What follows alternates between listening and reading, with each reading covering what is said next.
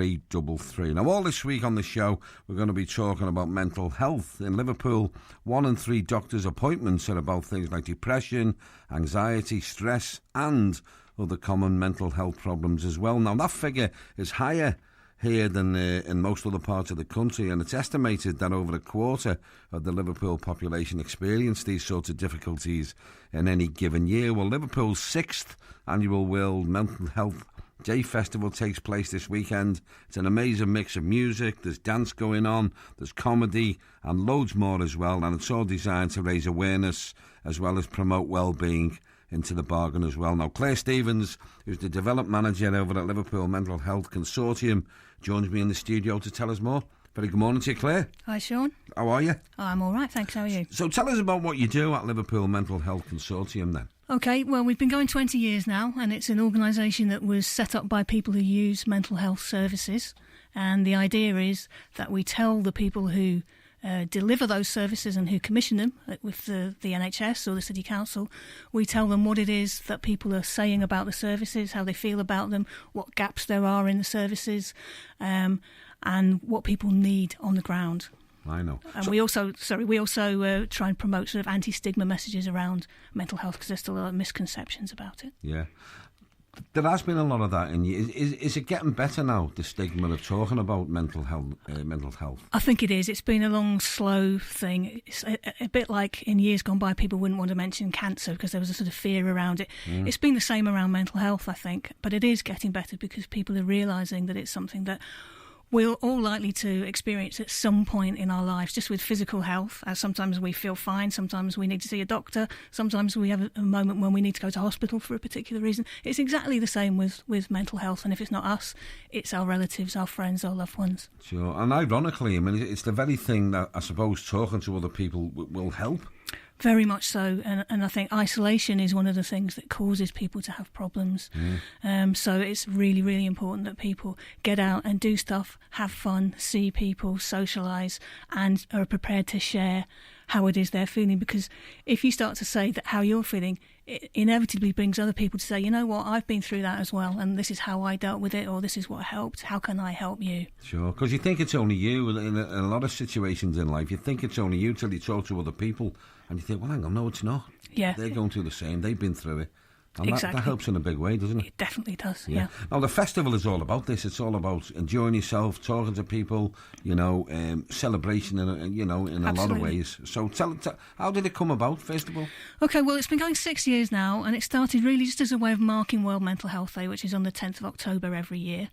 It started out with a few stalls in Williamson Square, and it's got bigger and better every year, so that this year we've got almost 2 weeks' worth of activities. We've got about 50 different activities going across the city over the next sort of 2 weeks. So we've got something happening every day this week. Yeah, but it's the weekend's the festival, isn't it? The weekend is the festival. It's in Williamson Square, 10 till about 5:30. We're going to have stalls. We've got a stage with music, comedy, dance, circus acts going on, and the pièce de résistance will be the big choir off, which will be, we're bringing 15 local choirs together to sing. That'll be about 4:30 in the afternoon. Isn't that great? That's going to be brilliant. And it's all free, of course, isn't it? Everything's free. Yeah, we've got a programme of events which you can find by looking at our website. Can I give the website details? Please do, yeah. We're on www.liverpoolmentalhealth.org. We're also on Facebook and Twitter at Liverpool MHC. So you can find out the whole programme of activities that are happening. We've got a film night tomorrow at Fact. We've got a comedy night at the Brink on Thursday. We're working with Writing on the Wall to do a writing competition, Mental Health and Me, and we'll have an awards ceremony at Central Library Thursday night at 6 p.m. with the rapper Professor Green there awarding the prize, which is going to be amazing. Yeah, I mean, this takes a lot of organising. How many is on the team for putting this sort of stuff together? Well, we couldn't do it ourselves. There's a couple of us who are employed by the consortium, me and my colleague Sarah. We work with Nikki, who's our project manager. It takes about 9 months to organise. Wow. But we also work in partnership with local community groups, voluntary organisations, arts organisations. local NHS services and the City Council.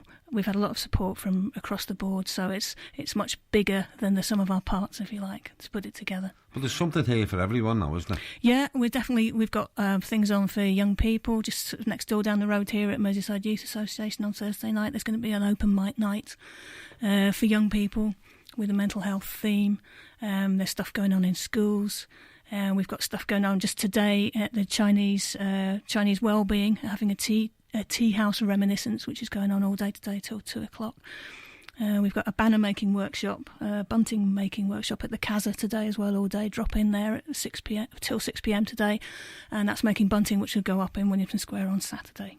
You mustn't have a minute. You must be going from one to the other, It is a bit hectic at the moment, but it's worth it. I'm sure it definitely. is. Well, why do you think Liverpool in particular struggles when it comes to good mental health? Why do you think them stats are there for us? I think there's a lot of factors. I think no doubt things like the cuts and stuff that are happening recently have a really big impact on the way that people feel, and Liverpool's been hit particularly hard by those, not just now but in the past as well.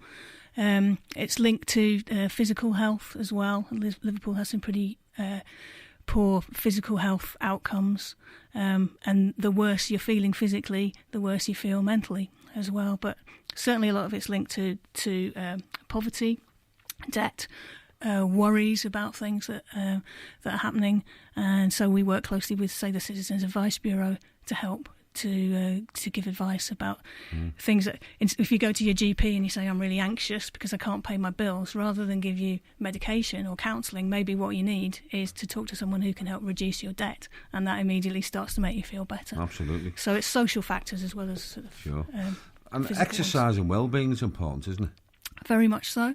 And we do things like the Pets and Pals walk, which happened this last Saturday, and it happens regularly, is something that brings people together. You don't have to have a dog, but you can meet in parks and go for a walk with people who have dogs and just have a chat with people. Well, we're going to be doing a feature about that on the show during the week this week. I'm looking forward to that. So where should we head to find out more then, Claire? As I say, go to our website, www.liverpoolmentalhealth.org. The whole programme of events for the week is up there. You can also contact people like Wellbeing Liverpool website, which gives an awful lot of information on local support groups and activities that are going on as well, which would be useful for people to know. Yeah. Something for everyone right across the spectrum here. Go online, check it out.